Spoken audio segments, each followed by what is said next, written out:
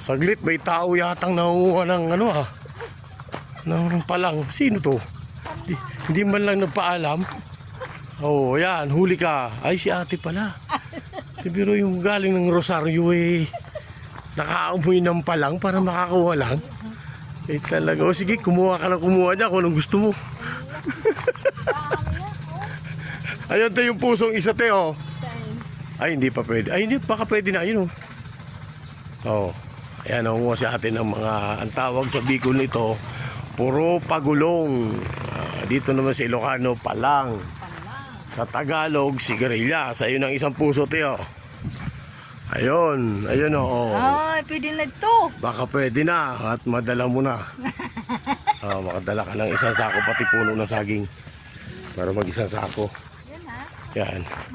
Dito itatransfer ko rito yung gabi. Yan, kasi